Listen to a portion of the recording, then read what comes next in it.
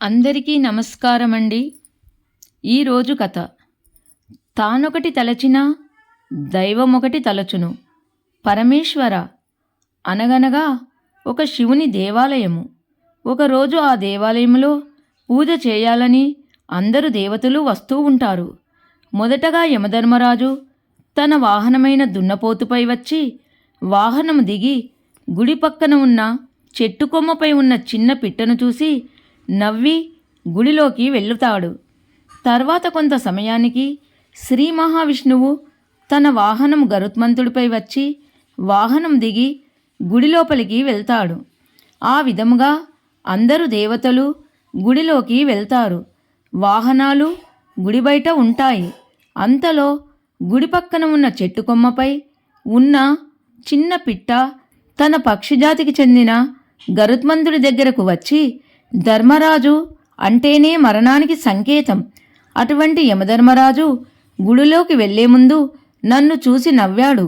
నాకు భయంగా ఉంది. నన్నెలాగైనా కాపాడు అని గరుత్మంతుణ్ణి వేడుకుంది. అప్పుడు గరుత్మంతుడు, నేను అన్నిటికన్నా వేగముగా పోగలను. 3 గడియలలోపు నిన్ను 7 సముద్రాలకు అవతల వదిలి వస్తాను. అప్పుడు నువ్వు యమధర్మరాజుకు కనిపించవు. యముడు నిన్నేమీ చేయలేడు అని చెప్పి ఆ చిన్న పిట్టను వేగంగా తీసుకెళ్ళి 7 సముద్రాలకు అవతల ఒక దీవిలో ఒక చెట్టు తొర్రలో వదిలి, నీకేం కాదులే, హాయిగా ఉండు అని చెప్పి అంతే వేగంగా తిరిగి వచ్చేస్తాడు. కొంతసేపటికి దేవతలందరూ పూజ ముగించుకొని బయటకు వస్తారు. అప్పుడు గరుత్మంతుడు యమధర్మరాజుతో, యమధర్మరాజా, నువ్వు గుడిలోపలికి వెళ్లే ముందు ఆ చెట్టు కొమ్మపై ఉన్న చిన్న పిట్టను చూసి నవ్వావట, ఎందుకు అని అడిగాడు. అప్పుడు యమధర్మరాజు, ఏం లేదు, నాకు బ్రహ్మదేవుడు రాసిన అందరి తలరాతలు కనిపిస్తాయి. ఆ చిన్న పిట్ట తలరాత చూసి నవ్వొచ్చింది అని అన్నాడు. ఆ పిట్ట తలరాతలో ఏం రాసి ఉంది అని గరుత్మంతుడు అడిగాడు. ఆ చిన్న పిట్ట 3 గడియలలో 7 సముద్రాలకు అవతల ఉన్న ఒక చెట్టు తొర్రలో ఉన్న ఒక పాముకు ఆహారం కాబోతుంది అని రాసి ఉంది. ఆ చిన్న పిట్ట 3 గడియలలోపు 7 సముద్రాలు దాటి వెళ్ళలేదు. ఆ పాము కూడా 7 సముద్రాలు దాటి ఇక్కడికి రాలేదు.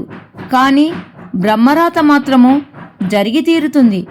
ఎలా జరుగుతుందో అని తలుచుకొని నవ్వొచ్చింది అన్నాడు. తానొకటి తలచినా దైవమొకటి తలచు. పరమేశ్వర, ఈ సృష్టిలో ఉన్న ప్రతి జీవరాశి నీ యొక్క కింకరులమే. నీ ఆజ్ఞానుసారము నడవవలసిన వాళ్ళమే కదా తండ్రి. ఈ వీడియో మీకు నచ్చినట్లయితే లైక్ చేయండి, సబ్స్క్రైబ్ చేయండి. అందరికీ ధన్యవాదములు.